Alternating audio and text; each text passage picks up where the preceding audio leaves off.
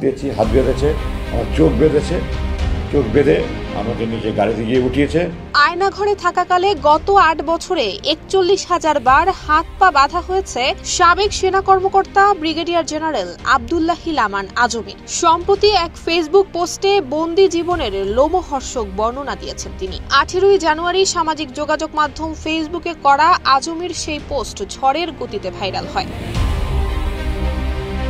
ওই ফেসবুক পোস্টে আজমি জানিয়েছেন তাকে টয়লেটে নিতেও জম টুপি পরানো হতো, বাধা হতো চোখ হাত। দীর্ঘ ৮ বছরে ২,৯০৮ দিনে মোট ৪১,০০০ বার চোখ হাত বাধা হয়েছে। ফেসবুক পোস্টে আজমি বলেন তাকে যে সেলে রাখা হয়েছিল সেখান থেকে টয়লেটের দূরত্ব ছিল আনুমানিক ৪৫ থেকে ৫০ কদম। টয়লেটে যেতে হলে হাতে হাতকড়া পরিয়ে মোটা কালো কাপড় দিয়ে চোখ বেঁধে মাথার উপর থেকে ঘাড় পর্যন্ত জম টুপির মতো কালো মুখোশ পরিয়ে নিয়ে যাওয়া হতো। পরে অবশ্য অব্যাহত অভিযোগের চাপে মুখোশ পরানো বন্ধ করেছিল। কেউ না বুঝলেও আমরা আপনার প্রয়োজন বুঝি, আর তাই তো অত্যাধুনিক ফিচার সম্বলিত বিভিন্ন সাইজ আর কালারের ২৫০টিরও বেশি ডিজাইন অপশন নিয়ে ওয়ালটন স্মার্ট ফ্রিজ বোঝে আপনার প্রয়োজন।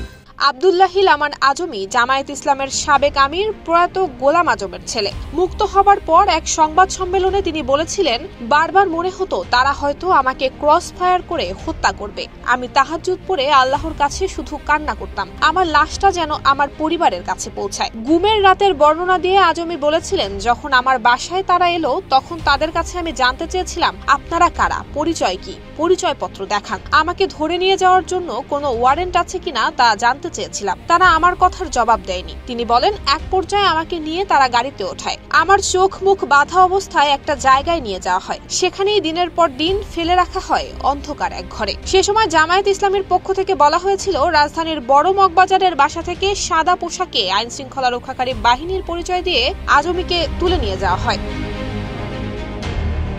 বিনা অপরাধে দীর্ঘ ৮ বছর আয়নাঘর নামের অন্ধকার প্রকোষ্ঠে গুম ছিলেন আব্দুল্লাহিল আমান আজমি। ২০১৬ সালের ২৩শে আগস্ট আজমিকে গুম করা হয়। এরপর গত বছরের ৫ আগস্ট ছাত্র জনতার অভ্যুত্থানে আওয়ামী লীগ সরকারের পতনের পরদিন তিনি মুক্তি পান। এরপর থেকে বিভিন্ন সময় তিনি বন্দি জীবনের বিভিন্ন লোমহর্ষক ঘটনার বর্ণনা দিয়েছেন। বেরিয়ে আসার পর তার আয়নাঘরে কুরআন সংস্কারের বিষয়টি নিয়ে এসেছিলেন ব্যাপক আলোচনায়।